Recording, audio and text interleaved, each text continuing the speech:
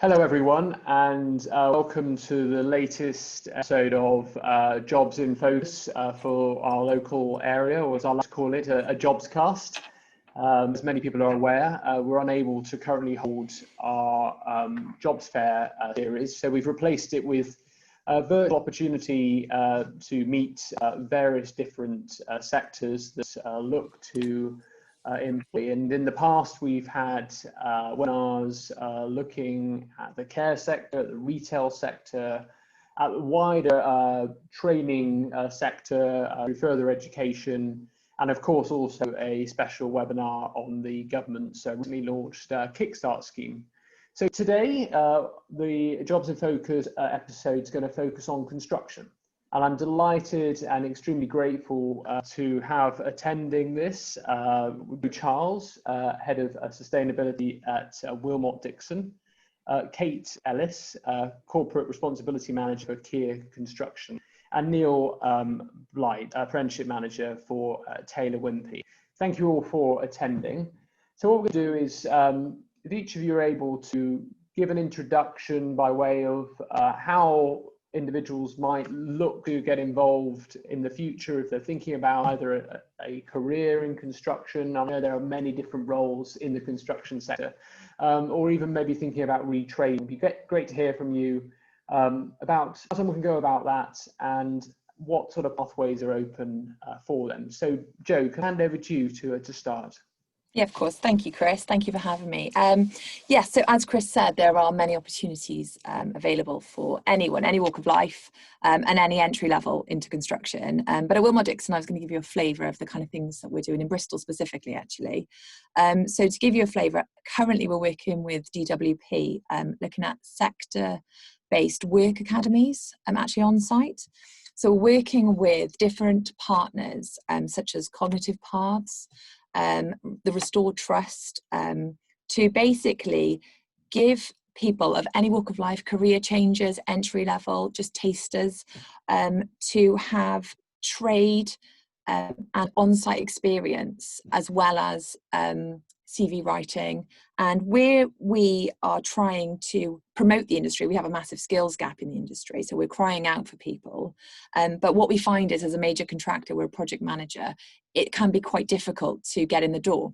So what I would urge your listeners to do is to get in contact with the likes of Skills People Bristol, Bristol City College, Western College, the on-site Experience Hub, which is run by the CITB, as well as Restore Trust and Cognitive Paths, as I have mentioned, because we partner with them and we then host taster days and weeks whereby we'll give people opportunities to come on site, albeit in COVID times, maybe virtually, but it means that they get in front of a live site and have that experience.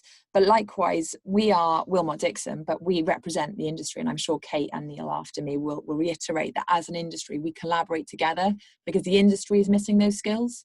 So just because you come through one of those partners onto a Willmott Dixon site, it doesn't mean that if you are given an opportunity at the end of the project, that's gone. We would look to redeploy people with different projects so you get a rounded experience. But really, at the moment in Bristol, there's a lot of construction going on across all of the major contractors. But what I would urge people to do is to contact those that I've listed in the first instance, because they would be their gateway into employment, but also to open their eyes. You know, we have career changes coming from who've maybe been off on maternity, for example, or have had a sabbatical and want to change a direction, or people that have been unemployed, given COVID, have been looking for a new job through redundancy. But likewise, you can start from the bottom in terms of skills, which are massively valued in the industry, or you can come in a managerial. It really is an industry open to everyone. I couldn't recommend it enough, but I'll pass over to Kate and I'm sure she'll sort of echo my thoughts. Well, thank you, Jo, for that. Very much appreciated. And hand over to Kate from Kier Construction. I think obviously the constituents are very familiar with Kier's presence in the constituency in the old mill in Warmley, and great to hear obviously what local opportunities there are at working either at the company or for some of their supply chain. Okay.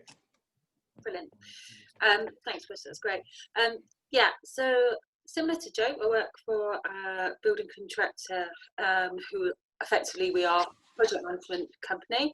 So we manage contracts from anything from sort of £500,000 up to 40 to 45 million pound scheme. So it gives you a little bit of an idea of the scale.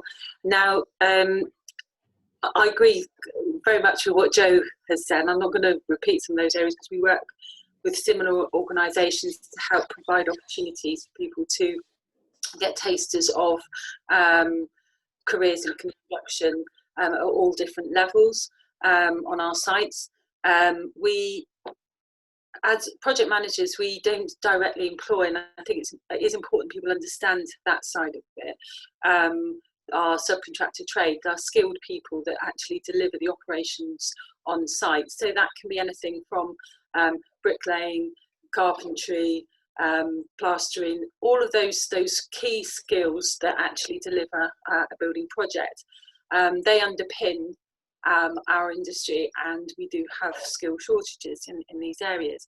So although we don't directly employ these trades, we all, and you know, Joe, Neil, myself, all work directly with companies. Many of them are SMEs and providing these services. So this is where there is what we call the trade opportunities, and an area that for many people may well be of interest. Now, as Joe said, it can be more difficult perhaps to get into these areas because I think traditionally a lot of these jobs came about because it's, you know, someone you know, or perhaps through friends or family. Now we want to, all of us, open our arms up to say, look, we want to help people find those positions, and we can do that by supporting our subcontractors in training and development and helping and encourage them to take on apprenticeships. Now, for people who are interested in trade roles, I would suggest please feel free to send CVs to us. We are happy to distribute those to some of our subcontractors, and to look to basically pass them on and use our contacts where we can. I think between us we've probably got a good geographic coverage. We're on site at Glassfields, Plot 2 and 4 in the centre of Bristol. We do have opportunities slightly further afield as well. We've got a lot happening in Taunton area, which I know is not central Bristol, but the nature of the industry of construction does include, you know, travel. But certainly I think between us we'd be able to signpost people towards subcontractors in trade roles. The other side is the technical and professional roles. We are nearly always looking for assistants, site managers and opportunities for project managers. There is a shortage in that area. So if anyone is interested in site management, please do pass on CVs. And the final area, we are also looking to take on some management trainees at the moment. There will be opportunities for people to also do the Kier degree. So if anyone thinks that could be an area of interest, and that would be specialising in built environments. So most of the management trainee programmes work by doing a bit of quantity surveying, estimating, planning, site management, and then you specialise in the area that you find of interest. One final thing, our sister company Kier Services do have direct employment roles. We have many more operational job roles, so again that might get picked up by people who are interested in those areas, and that can be anything from labouring to supervising of different more operational based job roles. I'll now pass over to, am I back to Chris now, I guess? Yeah, I just thank you very much, Kate, for that wide overview of several opportunities. I'm sure we'll come to that in questions later. And great to have Neil here also. I mean, Neil, you've been focusing specifically on apprenticeship routes, so it'd be great to hear what is on offer at Taylor Wimpey, and what does the apprenticeship route look like? How can people get involved? Okay, yeah, thank you, Chris. Basically, I am the Apprenticeship Manager for Taylor Wimpey Bristol. We do offer apprenticeships. We look to recruit each year. The core areas that we go for is carpentry, bricklaying, and obviously painting and decorating. And on those three core areas that we look at, it's something that we're trying to build direct trades as we go through. What the sort of key areas that sort of Joe touched on is we work with the local colleges, so we keep that in-house. We also work with local communities, so we try and look to recruit close to our sites. We are a national company and we have 24 business units, and we're only one, but one of the larger ones in Bristol.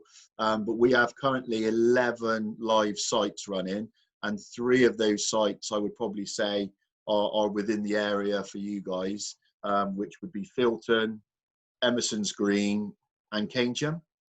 So the catchment area is quite close. As we said, we do look to recruit each year. Our next recruitment would come in. We would probably look to start recruitment in the new year. So anybody that's interested on coming on board, the best route of doing it is either coming direct to us, and then the CV would come through to myself, or it would be to work with our training provider. So we work with a training provider called On-Site Bristol. And where we link with On-Site Bristol is a lot of the applications will come through them. They will go through an entrance test and an interview, and then they get sat in front of us at Taylor Wimpey. And then we would look to maybe put some work experience in front of those individuals, depending on their circumstances and background. So if we feel it would benefit them for a bit of work experience, that's what we would put in place. If we feel they're ready to start and they've been successful in the interview route, then obviously that's what we would do as well. So overall, we've got a grounding of that.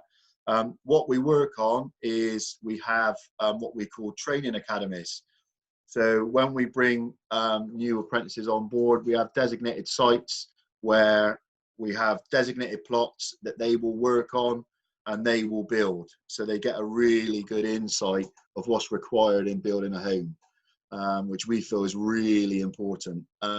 And then we sort of then move them out to our subcontractors so that they can work along the subcontractors and get a feel for how quick production is. So it gives them a good insight as well. We also look to take on site management as well. So we have designated in-house training for that in our production academy. I think that's it really, Chris. Well, actually, I might start questions by just asking a couple of follow-up questions to your contribution for sort of bringing it out. So say if you're a young person and you're thinking about construction and you want to look to apply for training or an apprenticeship, are these level 3 apprenticeships? Is there sort of a level 2? I mean, sort of, or level 4? I mean, in terms of, I guess, what's the basic requirement? You talked about this initial entrance exam or test, and then can individuals do several apprenticeships? How long does the apprenticeship last for, and what do they get out? What qualification they get out of it to start with? I guess just that entry level. I'm just interested. Yeah, sure. So the entry level is a level 2 standard, and that will run between 24 to 30 months. After that, the carpentry is the only standard at the moment which will go into a 3rd year, which will be an advanced qualification, and that will run from 12 to 18 months, depending on when that individual is ready for these endpoint assessments. So when we talk about an endpoint assessment basically consists of a practical test, a theory test, and then a professional discussion with their assessor to show their competency levels within that. What would happen then is there is a chance for progression. So if an individual felt that over their time they felt they had the skills to go into the management element, it works really well. We've had a lot of success from this in the past years. We look at it where the skill set would then go into a level 4 all the way up to a level 7 qualification, which then links in really well into their progress as they progress through the company. So I guess to open this up to everyone, in terms of construction, we know that there are skills gaps, that we do need more individuals to consider trade, as it were, and obviously there's lots of different areas which they can cover. We've spoken about bricklaying, carpentry, painting and decorating, plastering. Are there any particular areas where there is a particular need, where there are course opportunities, either in further education, colleges, or apprenticeships that individuals, if they haven't decided on what they might specifically look at, any advice where areas of focus might be to think about for the future? I've got, sorry, there, you've probably both got a response to. One area to suggest, because I think there's a skill shortage across the board. There are some areas that are needing more than others, but I think you could say that there is a general skill shortage. But one scheme that is worth noting is the Southwest Shared Apprenticeship Scheme, and the beauty of that is basically how it works is a 2-year programme, and it enables young people to maybe work on, they might work on one contract for 6 months, so with us at Kier, and then if that contract came to an end, they could then go to Joe at Willmott, and they could continue their apprenticeship. And the point of it, and it's an excellent idea, it means that they still get the support with their training. They are employed by the Southwest Shared Apprenticeship Scheme, but it means that if we have contracts that are coming to an end, that isn't the end of their training. It means that they can continue their training, but it may just be on a different site. They may change the subcontractor. They could either be employed, working with us on a management apprenticeship, or it could be a trade apprenticeship. Yeah, I'd agree with Kate there, but interestingly as well is maybe to think maybe a little bit less traditionally about construction, so the digital revolution, yes, and online, but also the green economy that is potentially, is going to happen in terms of zero carbon, low carbon projects, maybe looking at the way we construct and what we construct for the future. I think those areas will be, you'll see a significant rise in those areas in the future as well, because we're going to have to look at, given COVID is an example, but it's just an example of how we will have to revolutionise the way we work to be more efficient as an industry, but also to offer future-proofed buildings that can meet the climate demands of the future. And that area is quite an exciting area, but maybe an area that's maybe undersold a little bit because it's not quite there. But if you are looking at future skills, I would say digital and the green economy would probably be the two that I would say from more academic and maybe professional side would be quite a safe bet for the future. And the beauty of those is the fact that they appeal to young people who may not have considered construction as a career. So you might have someone that's very techy, very into the computers and programming. Brilliant. This could be a really interesting career, and also for career changes. There's a huge amount of opportunity for that. That's a really good point. Yeah. Okay. A couple of contributions mentioned site management and management trainees, and apologies, but I'm fairly not completely au fait with the sort of inside knowledge of construction training. Do those individuals have to already trained in construction areas? They have to have experience on the site previously. I just was wondering, particularly for those who might sort of have been in management or may now looking to retrain, having sort of found themselves unemployed, what sort of skill levels and what sort of experience would be needing to have for those roles? If I jump in, I'm sure I'll probably echo what Neil and Kate would say, but nothing. So we can take school leavers on our management trainee program. Likewise, we can take ex-forces. We can take people who are changing from teaching. And I'm saying that because we've taken those kind of people on that have skills, but also are keen to learn. I mean, really, to make it in construction, you've got to be able to work hard. You've got to be able to communicate, and you've got to be keen.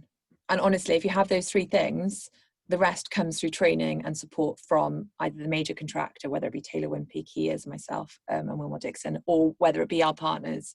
But you don't have to have knowledge. I mean, I personally didn't have construction in my life plan. It was never something I considered. I didn't do anything to do with construction. And I started in the industry 14 years ago and I've never looked back. So, but I didn't have a clue. I think the closest I came to construction before I joined was Lego.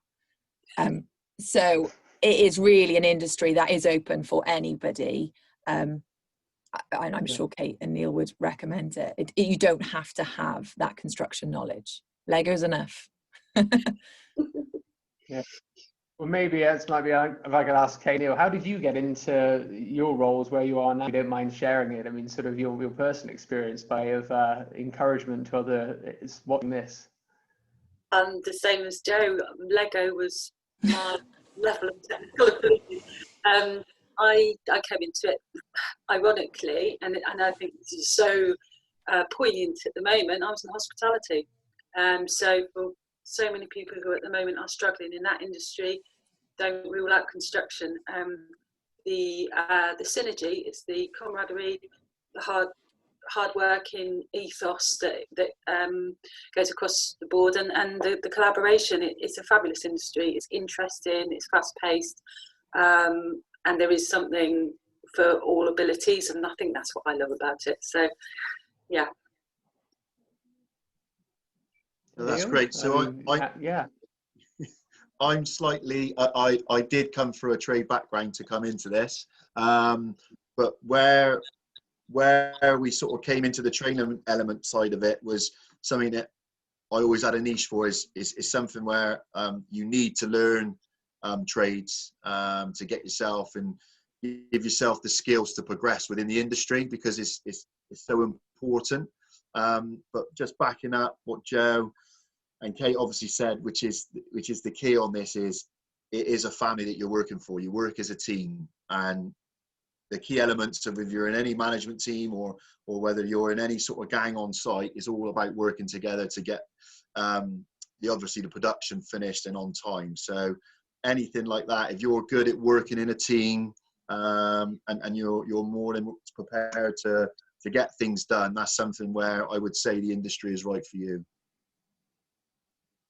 And could I ask, Ben, from a point of view of someone who may be thinking as a young person about being involved in a trade, as it were, and we've talked about opportunity of what might be available. I always feel sometimes, it can be quite overwhelming and there might be quite a lot of opportunities. One thing I find helpful to ask is there any sort of thing that you definitely, with experiences, warn against things not to do?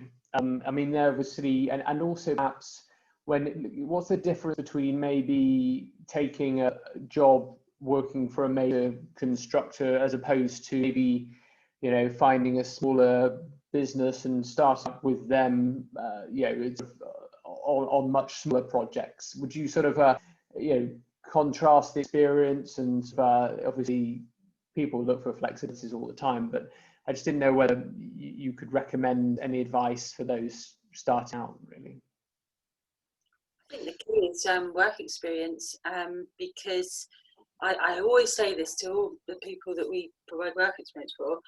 Half of the battle is understanding it's not just what you want to do, it's knowing what you don't want to do, and that's why we're open to providing work experience. And that, between us, you could have someone that did work experience with all three of our organisations here and have a different experience, and that would help them find their niche. So like working with Neil, they'll probably be working more in the house building area, and that appeals to some people, whereas Joe and I are probably working more in a commercial sector. And then you also get opportunities with smaller organisations as well.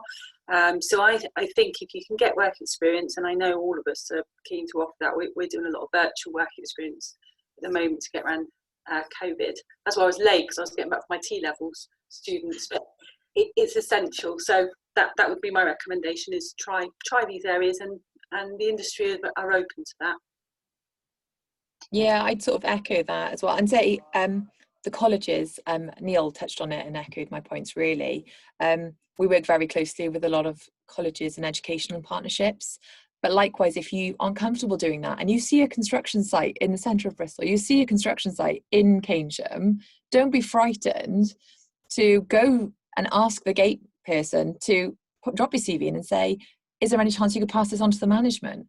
Because insider information, pretty much all of our projects will have requirements from our customers to ensure that we have local employment opportunities and we provide that for the community. So if you see a construction site near home and you want to work or have an experience, write a letter or see if you can have a meeting for 5 minutes. I would be surprised if many of them would turn you down. And I'm sure I speak for Kate and Neil, we wouldn't.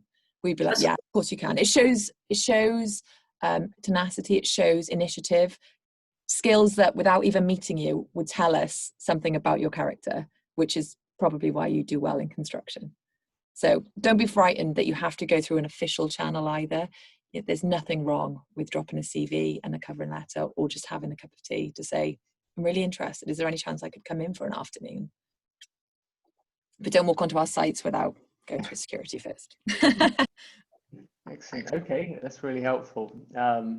In terms of, we're sort of coming close to the end now of the webinar. Is there any sort of contacts or if individuals watching this are interested, sort of first point of contact? I know we've got several different sort of routes here, and very much aware that some of the companies are obviously project management companies, so that sort of you are then subcontracting sort of individuals. In terms of those who are now sort of got a taster, what would be the next step, would you say, for them now? Neil, do you want to start with? I mean, you mentioned obviously about the apprenticeship route not till next year, but how could sort of people begin to prepare, I guess, for what you offer, in the next couple of weeks? Sure. So what I would do, the key part of a preparation to coming into any trade is to do some research and find out what trade's going to best suit you, whether it's a trade, whether it's going to management, depending on what route they want to do, they need to do some research. You wouldn't want to go into an interview and someone ask you, why do you want to be a carpenter, for example, and you don't really know what a carpenter does. It is not showing the core information that you'd want. You'd want to try it. As has already been discussed, the work experience side of things is very important. So I would look on from there. I'd also get in contact with one of our training providers, which is On Site Bristol. You can go online and I think their applications will open in December. They normally open up in December for next year's intake. But as we said before, you want to get on that sooner rather than later. They do get a lot of applicants each year. So we run through from there. But the overall thing really is find out what trade you want to get into and then try it if you can. Come to the sites, ask the question.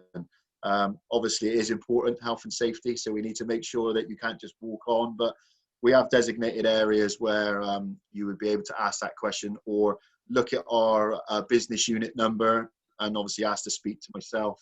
And then we can obviously take the steps further for that. Okay. Excellent. Thank you. There's another website that's really worth looking at, which is called Go Construct. So if you go onto that, I'm sure Jerry probably think of it as well. I was. It's great because there's like an online test you can do, and it helps you to like a fun test that helps you to it asks you various questions, and then it helps you identify the type of role that might suit you, and it gives you ideas. And then same as what Neil said, I think the colleges, the schools, we between us do a huge amount of work with the colleges and the schools to help work with career advisors and help them understand the different job roles. So that's a good starting point. And the other organisation we do a lot with is Build Force. So if you're ex-forces, there's a lady there who's incredibly helpful. So if you just Googled, I can pass the details on for that, but we do a lot of placements through them as well. Yeah, and just to sort of add, I was going to actually say Kier Construction is a fantastic website, but in terms of management traineeships, we actually look to recruit and start that process in January. So if you go onto the Willmott Dixon website, you can apply through that. But I would urge you between now and then, if you were keen, to make contact with the likes of Go Construct, knock on the door, ask the questions, find out if you can get onto a site to have a look, even if it's virtual because of COVID restrictions, before you go to an interview, before you put yourself forward for something like that. I could not underestimate or undersell that research and understanding, and if you can, get experience beforehand. But like I said, it isn't essential, but if you showed willing, that is, as given the times, that's as much as I can probably expect given COVID at the moment. We are under very strange times. So yeah, I would just urge people to not to make a preconceived view of an industry until you've been in it. And yeah, like I'm sure Kate and Neil, I couldn't recommend it enough. Well, we've come to the end of the session. I just wanted to say thank you so much again to Neil, to Kate and Joe for giving up your time to contribute today. Thank you to Willmott Dixon, Kier Construction and Taylor Wimpey also for allowing you to come on, and very much appreciate you sharing your wisdom and your experiences. I mean, I've learned a lot, and I'm sure it's going to be hugely helpful to those who are thinking about either a new career or a change in focus for a career. So we look to hold future job focus series. As I said, we're looking at various different sectors. Today was obviously focusing construction, and this will be up quite soon on Facebook and on social media channels, along with the other previous episodes covering retail, care sector and training opportunities. So thank everyone, very much appreciated, and I'll say goodbye from now. Thank you very much. Thank you. Thank you. Thanks.